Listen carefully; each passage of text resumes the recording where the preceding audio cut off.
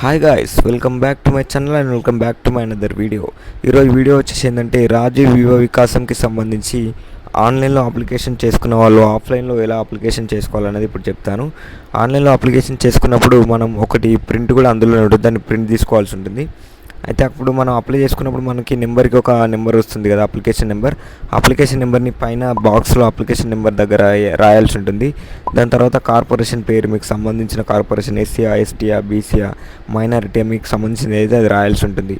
మీకు సంబంధించిన జిల్లా రాయాల్సి ఉంటుంది, దానికి సంబంధించిన మండలం, మున్సిపాలిటీ, గ్రామం, వార్డు, అడ్రస్ రాయాల్సి ఉంటుంది. దాని తర్వాత మొబైల్ నెంబర్ ఒకటి మీది, ఒకటి ఆల్టర్నేటివ్ మొబైల్ నెంబర్ మీ ఇంట్లో వాళ్ళదైనా రాయాల్సి ఉంటుంది. దాని తర్వాత పక్కన రైట్ సైడ్లో దరఖాస్తుదారుని ఫోటో, అంటే మీ ఫోటో ఒకటి, పాస్పోర్ట్ సైజ్ ఫోటోని అక్కడ స్టిక్ చేయాల్సి ఉంటుంది. దాని తర్వాత ఆధార్ కార్డు నెంబరు, దరఖాస్తుదారుని పేరు, ఆధార్ కార్డులో మీ పేరు ఎలా అవుతుందో ఆ పేరుని ఎంటర్ చేయాల్సి ఉంటుంది. దాని తర్వాత తండ్రి పేరు, భర్త పేరు, పెళ్ళైన ఆడవాళ్ళు అయితేనేమో భర్త పేరు రాయాల్సి ఉంటుంది, మిగతా వాళ్ళందరూ తండ్రి పేరు రాయాల్సి ఉంటుంది. మీకు సంబంధించిన జెండర్ రాయాల్సి ఉంటుంది, date of birth with age కూడా రాయాల్సి ఉంటుంది. దాని తర్వాత రేషన్ కార్డు నెంబరు, అది లేదు అని అంటే ఇన్కమ్ సర్టిఫికేట్ నెంబర్ రాయాల్సి ఉంటుంది. యాన్యువల్ ఇన్కమ్, సంవత్సరం ఆదాయం ఎంతనో అది రాయాల్సి ఉంటుంది. దాని తర్వాత ఆ క్యాస్ట్ సర్టిఫికేట్ నెంబర్ రాయాల్సి ఉంటుంది. దాని కింద మీకు సంబంధించిన క్యాస్ట్ మెన్షన్ చేయాల్సి ఉంటుంది. దానికి సంబంధించిన సబ్ క్యాస్ట్ కూడా ఒకటి ఉంటుంది, దాన్ని కూడా మెన్షన్ చేయాల్సి ఉంటుంది. దానికి మీకు సంబంధించిన వృత్తి, మీరు ఏం పని చేస్తారో అది కూడా రాయాల్సి ఉంటుంది కింద ఆక్యుపేషన్ దగ్గర. ఇక్కడ సెకండ్ పేజ్లో వచ్చేసి వల్నరబుల్ గ్రూప్స్ అంటే ఎన్ఏ పెట్టేసేయండి. దివ్యాంగుల ధృవీకరణ పత్రం నెంబర్ అంటే ఒకవేళ మీరు ఫిజికల్గా హ్యాండిక్యాప్ అయితే దానికి సంబంధించిన నెంబర్ రాయాల్సి ఉంటుంది.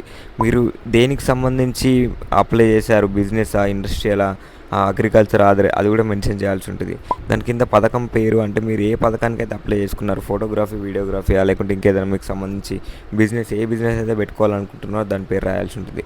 దాని కింద మీరు యూనిట్ కాస్ట్, అంటే మీరు అప్లికేషన్ ఆన్లైన్లో చేసుకునేటప్పుడు ఎంత అమౌంట్ అయితే అక్కడ మెన్షన్ చేస్తారో అది రాయాల్సి ఉంటుంది.